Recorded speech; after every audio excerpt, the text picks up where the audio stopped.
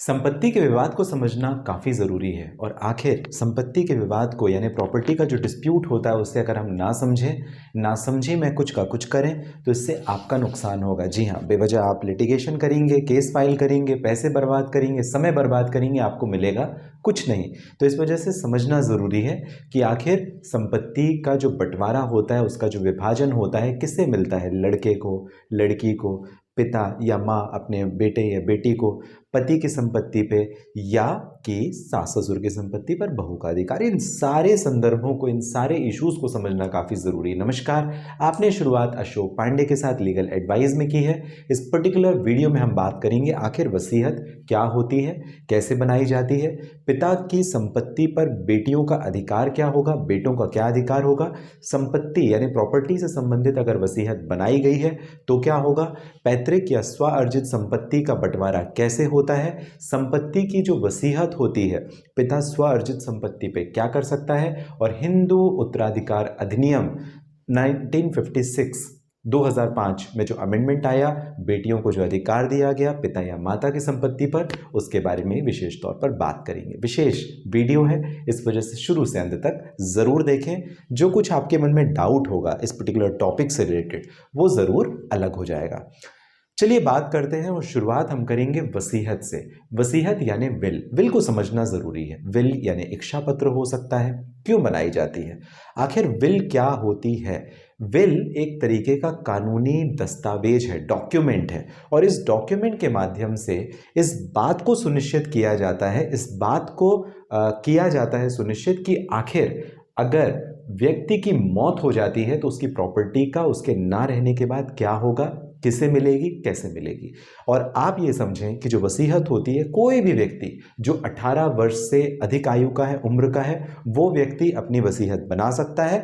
शर्त केवल एक छोटी सी है, उसे मानसिक तौर पर स्वस्थ रहना होगा। ऐसा नहीं कि वो पागल है और पागलपन में उसने लिख दी, लियोनेटिक पोजीशन पे उसने लिख दी, शराब कर लिख दी, ऐसे नहीं चलेगा। 18 वर्ष से ज़्यादा का होना चाहिए, मानसिक स्थिति सही होनी चाहिए, वो वसीयत अपनी तैयार कर सकता है। लेकिन महत्वपूर्ण ये भी है कि वसीयत बनाने के लिए आपके पास कुछ होना भी चाहिए। अगर आपके पास चल या अचल, मूवेबल या इमूवेबल कोई भी प्रॉपर्टी आपके पास, गाड़ी है, दुकान है, मकान है, घर है, ज़मीन है, XYZ, सोने चांदी जो भी है, आप उसकी विल बना सकते हैं। तो भारतीय उत्तराधिकार अधिनियम आपको 1956 आपको ये ध्यान रखना पड़ेगा, जहां पर वसीयत आप टाइप्ड करवा सकते हैं या हैंड राइटिंग भी उसकी करवा सकते हैं, हैंड रिटन भी लिख सकते हैं या उसे टाइप पोजीशन पे भी रख सकते हैं।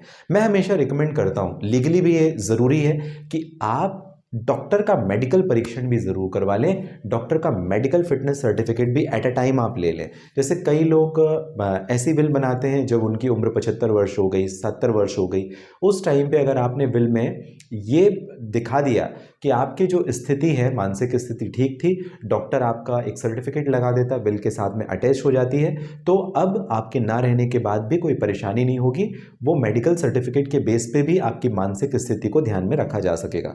तो हमेशा ध्यान रखें, 18 वर्ष से ऊपर आपकी उम्र होनी चाहिए, मानसिक तौर पे आप स्वस्थ रहें। आप अगर मेडिकल एग्जामिनेशन अपने डॉक्टर से करवा के फिटनेस सर्टिफिकेट या मेंटल सर्टिफिकेट जो होता है वो अगर आप करवा लेंगे तो बहुत अच्छा रहेगा। साथ ही साथ आपकी मृत्यु जब हो उससे पहले, कई लोग रजिस्टर्ड नहीं करवाते, मैं हमेशा रिकमेंड करूंगा कि आप अपनी वसीयत को रजिस्टर्ड करवा लें। कहाँ पे, सब रजिस्ट्रार ऑफिस जो आपके कलेक्ट्रेट ऑफिस में होता है, सब रजिस्ट्रार जहाँ प्रॉपर्टीज़ का भी रजिस्ट्रेशन होता है वहाँ पे आप करवा लें। तो विल आपको समझ में आ गई, कैसे बनानी है वो आपको समझ में आ गई। अब इसके मायने क्या है ये समझना ज़रूरी है। देखो, विल बनाने से केवल ये रहेगा कि आपके बेटे को, आपकी बेटी को, आपके जो भी बच्चे हैं उन्हें, और या किसी और को आप देना चाहते हैं, ट्रस्ट में आप देना चाहते हैं अपनी प्रॉपर्टी, किसी NGO में देना चाहते हैं, मुझे देना चाहते हैं, जिसे भी देना चाहते हैं आप दे सकें, आपकी इच्छा की पूर्ति हो सके। लेकिन आप विल उसी प्रॉपर्टी की बना सकते हैं जो प्रॉपर्टी आपकी है, यानी आपकी स्व अर्जित प्रॉपर्टी होनी चाहिए। ऐसा नहीं जो प्रॉपर्टी का टाइटल ही आपका नहीं है आपने उसमें बना दिया, ऐसे में तो कोई प्रोबेट ही नहीं करा पाएगा। तो ये काफ़ी ज़रूरी बात है। दूसरी एक महत्वपूर्ण बात ये होती है कि पिता की प्रॉपर्टी पर बेटियों का अधिकार, 2005 में अमेंडमेंट आता है, कानून बनता है हिंदू उत्तराधिकार अधिनियम 1956, और ये धारा 8 में बदलाव किया जाता है, संशोधन वर्ष 2005 में किया जाता है, जहां पर बेटियों को माँ बाप की संपत्ति पर बराबरी का अधिकार दिया गया। अब संपत्ति वसीयत जरा आप ये समझें, जहां पर कोर्ट कहती है, माननीय सर्वोच्च न्यायालय और कानून कहता है कि भाई बेटियों का अधिकार तो होगा। अब बेटियों का अधिकार कैसे सुनिश्चित होगा, जरा आप वो भी समझ लें।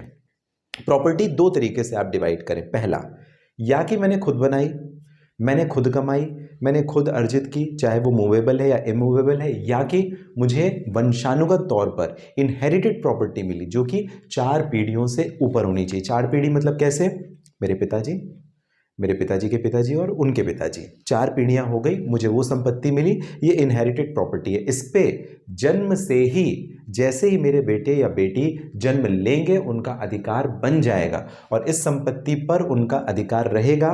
मैं उससे नहीं टाल सकता, चाहे मैं विल बनाऊं या ना बनाऊं। मैं अपने पोर्शन की जो संपत्ति है, जो मैंने सेल्फ एक्वायर की है, खुद कमाई है, उस प्रॉपर्टी में मुझे कितना देना है, किसको देना, हो सकता है बेटी को ज्यादा दे दूं और बेटे को कम दे दूं, ये मेरी स्थिति है।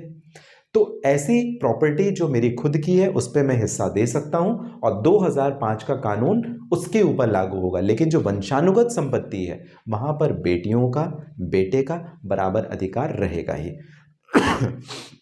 चाहे बेटी शादीशुदा है या शादी नहीं हुई है, उससे फर्क नहीं पड़ेगा।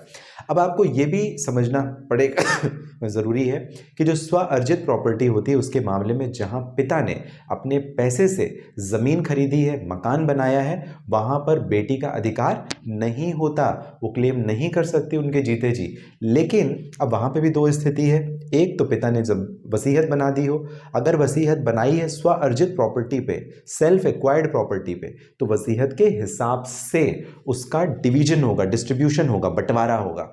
लेकिन अगर जहां पर वसीयत नहीं बनी है वहां पर बेटियों का अधिकार बेटों के बराबर हो जाएगा स्व अर्जित संपत्ति पे भी। और वापस आप ध्यान रखें, हिंदू उत्तराधिकार अधिनियम 1956 2005 का जो संशोधन और धारा 8 उसकी काफी इंपॉर्टेंट है, सेक्शन 8 काफी इंपॉर्टेंट है, जहां पर बेटियों को माता पिता की संपत्ति पर बराबर हक मिला कानून के द्वारा। आपको जानकारी कैसी लगी मुझे जरूर कमेंट बॉक्स में मेंशन कीजिए। कोई प्रश्न है आप पूछ सकते हैं, नंबर आपको रिफ्लेक्ट हो रहा होगा, आप अपॉइंटमेंट बुक करके मुझे बात कर सकते हैं। साथ ही साथ इस पर्टिकुलर वीडियो के डिस्क्रिप्शन में डिटेल है, लिंक है, जहां से डायरेक्टली भी आपकी और मेरी हो जाएगी बात। हमेशा स्वस्थ और सुरक्षित रहें, इसी कामना के साथ मिलते हैं अगले वीडियो में।